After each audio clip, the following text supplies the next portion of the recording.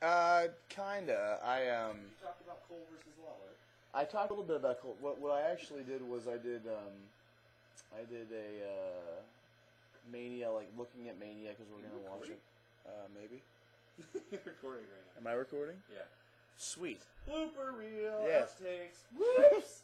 No, I did a Mania thing talking about Mania, and then I did one talking about Benjamin, and basically looking at the stuff that I had looked at.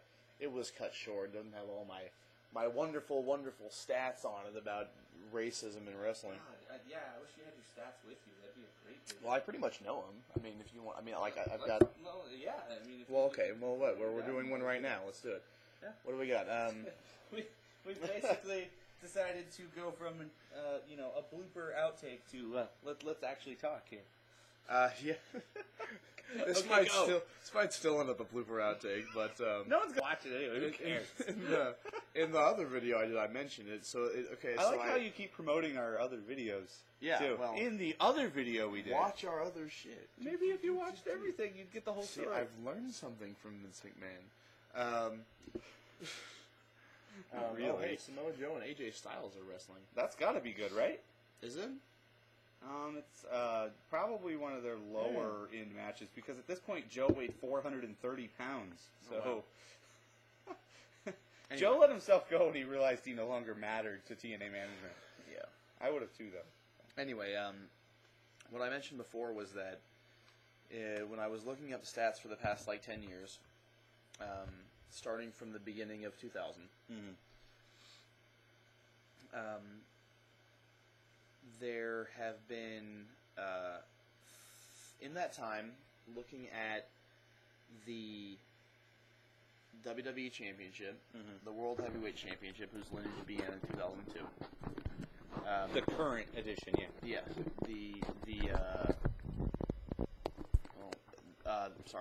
the NWA Championship, in as far as it was in TNA, Up until its contract with TNA expired. right, and then following that with the TNA World Championship, and then the Ring of Honor World Championship. But Ring of Honor is not exempt from this. No, you can't protect them. No, Ring of Honor has never had a black world champion ever. Nope. All white, right? No, not quite. No. But which one was not? Samoa Joe is not That's white, true. and Homicide is not white, and I Xavier's not white. They actually have more non-white champions. They just haven't had a black one because Low-Key, Xavier, and Homicide are all Hispanic champions that they've had. Takeshi Morishima was champion for a while, and then you've got Joe. Oh, that's true. Yeah, and, they've had a lot of diversity. It's just no black guys. They haven't had a lot of top black stars. No, they really haven't. But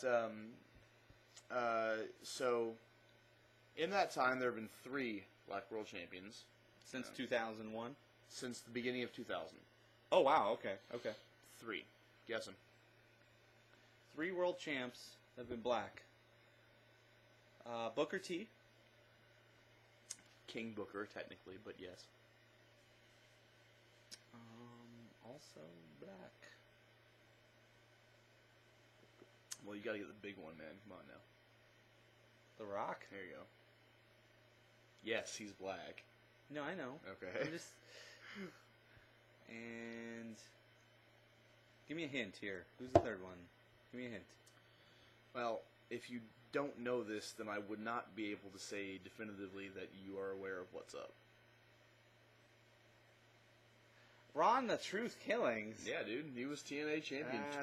He was That's NWA right. champion NWA champion twice. during the Asylum days. Twice during the early days of TNA. Which I was okay with when it happened, by the way, because I thought, at that time anyway, I thought he was main event material. I don't really feel that way about him now, but... Yeah, well, I mean, he was that. So 3 black guys. And I think total non-white, including those 3, total non-white have been 11.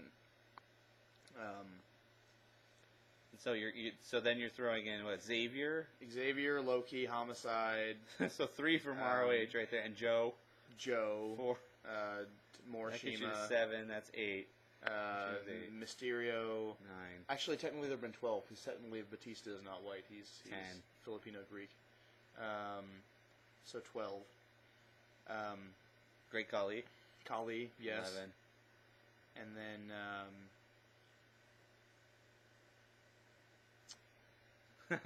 Oh, I forget. But, you know, in contrast, during that same period, with those same title lineages... Eddie. There you go. Yeah. A lot of Hispanics. Anyway, with those same... It's not surprising. Well, Mexican wrestling is huge. Yeah. We're gonna get another one after WrestleMania, so you know, be ready for it. But in contrast, regardless of that, with those same title lineages, white guys, 40 men, and I'm not even counting separate reigns. I'm saying That's 40 like different people have been world champions. white ratio. Yeah. And that's actually being generous to the non-whites, because we're not counting WCW during their peak, because they were active in the early 2000s. 2001. No black guys except Booker T, who we already counted. They like to tout the fact that Ron Simmons was the first black champ, period. Well, yeah, what year was that? That was like the late 80s. Yeah, okay. I believe. Don't quote me on that. And then ECW. Well, Was still active during that. No, they didn't. Nope. During that, well, they had Taz. Taz is not black. Taz is Sicilian. He's Italian. Ah. Yeah. I wasn't assuming he was black. I just didn't know what. Yeah, he was. He's non-white, but he is Sicilian. They had Tanaka, obviously, and a couple of others, but no black guys there. So you know, I was just talking a little more. And Mike Awesome, who's part cyborg. I had to be completely stupid on that. Continue with your good point. Well, technically, you know, WWE employed Kevin Thorne, who's a vampire, so what ethnicity is that? Dead. Kane too. He's whiter than cottage cheese. Does he put that on his census form? No, but Caucasian. Sheamus does.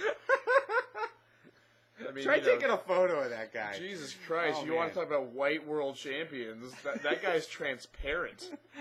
Yeah, that's non-white. He's also non-white. But you know, he's overweight. I was thinking about this just because the main reason is just because a lot of people, you know, racism doesn't exist in pro wrestling anymore. We've entered a new age of diversity, and it's hand in hand with this idea that racism is dead in America. And it's not. No, just ask President Obama if racism's dead in America. Seriously. You know, not to go off into politics, but racism is not dead in America, and it's certainly not dead in wrestling. I mean, World Elite. Yeah. Circa early 2010. We were just watching the World Elite. Let's get all the non-white people in a heel stable together. And it's cheap booking. Yeah, frankly, it's a time-honored tradition in wrestling. It is. You know, it's Team Canada. Yep. And they're all white too. But what are you? You're all Canadian. Oh, let's put you together. The Un-Americans, right? And then of course there's Latin American exchange. Yeah, the Mexicools. Yeah, Mexicools is incredibly racist. I mean, come on now, you know. Mexicool's a great example. I'm glad you brought that up. It's brought to you as if it's not racist, as if it's promoting culture and promoting diversity. Right. But at the same time, what did they do? They rode lawnmowers, came out to friggin' rap mariachi music, and spouted off stuff in Spanish that nobody could understand. So it came off as racist. I mean, even the La Resistance. Yeah. Let's make fun of French people by making them pompous assholes. And then when Rene Dupree ran his singles run, and he had to bring Fifi to the ring and a French flag, completely, and then, that's white on white racism. You want to talk about? Well, there was let me see, Latin American exchange. I loved LAX as a tag team, but they were fucking gangsters. They were Hispanic gangsters. Their friggin' entrance music had gunshots in it. Yeah, and then what you got? Crime Time. Joe is another great example. Crime Time, terrible racist tag team gimmick. Presented as these cool two guys you are having fun and living it up and screwing around with other people. And check your rollies. It's crime time. Yeah, no. Come on, that's totally. But Samoa Joe, great example of where culture is presented correctly and then is presented incorrectly. You're talking about Bound for Glory, I assume. When Joe came out to the ring with the Yes. The Samoan Bound for Glory dancers. 2005 with the Samoan dance. It was cool. It was really wrestling cool. like- And it was awesome. obviously something. Joe has a history of having done that in the past with his family and doing those types of events and Yeah. being a part of that. And it showed the Samoan culture in a positive light, and it brought in a positive element of another race or creed or culture. That's being multicultural. That's not Flip being that racist. around. Same guy, flip it around. When Bischoff and Hogan invaded TNA, what did they talk about constantly? That Joe had a bad temper because he's Samoan. I just went through like 3 DVDs where Really? that got I brought didn't up even know that. over and over. They kept bringing up the fact that he had a Samoan temper and therefore was a loose cannon that they couldn't trust. So you And then the he same got guy. kidnapped in a van, and then he came back, and nobody knows what happened, and nobody cares. I think Heidenreich read him poetry. Paul Snitsky killed babies. That's exactly what happened. But and then you've got you replace Sarita's tag team partner Taylor Wilde with Rosita. another Mexican Spanish heritage female chick who's less talented and less over. Yeah. Just so you can have a spicy tag team instead. Or hell, Rosa and Rosa Mendez and one of the other time honored traditions. It's featured in The Wrestler poster behind me. Having people of one race play people of other races. Like Mark Copani. I was about to say, can we do this without bringing up Muhammad Hassan? Italian-American Mark Copani playing Arab-American Muhammad Hassan. Like Ernest the Cat Miller, a black guy, playing an Arab guy in The Wrestler. Cheerleader Melissa playing Raisha Saeed. That's where I was going to. Yeah. Cheerleader Melissa playing Raisha Saeed. And they had to cover Raisha's whole face all the time because guess what? She doesn't look Arab when you take her friggin' gown off. Okay? She doesn't even look close to it. But with enough eye makeup and a bunch of garb, you can make her look like anything. Even Kong, you could say, is almost sometimes saddled with a racist gimmick. Just because you got to make her kind of this like Islander monster person. Yeah, she's this Islander beast. Similar character. to what they did with Umaga. Yes, and what was peace be unto him. Prior to him being Umaga, he was in Jamal and Rosie, two fat thug dudes who live the street life because of their culture. Yeah, and then he comes back. That was a little bit less pronounced. It was less pronounced, but at the same time, that's what it was. Yeah. And then he comes back, and he can't just be a wrestler. He's got to be literally from an island and not able to speak English, and he doesn't understand social rules and norms because he's a crazy island dude. And unlike the great Khali, who actually can't speak English. And at the same time, I think Umaga was in some ways they were trying to stick it to Samoa Joe because they were calling Umaga's was the Samoan. They had his nickname. I was forget. the machine or so. It was like and then Samoa Joe's running around as the Samoan submission machine, and they were promoting Umaga as the Samoan war machine or some stupid similar name that was a ripoff. And then you have feuding cultures of the same culture, like Rikishi, another great example. There you go. He's got to wear a friggin' island friggin' thong to the ring all the time. I mean, I think in general Samoans have a better tradition. Rikishi had to save The Rock, and took out Stone Cold because he was fighting for his fellow Islander. Yeah, that's true. I mean, what I'm saying is it's a little bit easier for Samoans to get into the business because there's a Samoan tradition in wrestling, but that doesn't mean they're free from the racism. Well, there's a Samoan tradition in athleticism as well too. Oh, yeah. In that that small island nation has produced dozens of NFL stars. Yeah, but it's still presented in a racist fashion.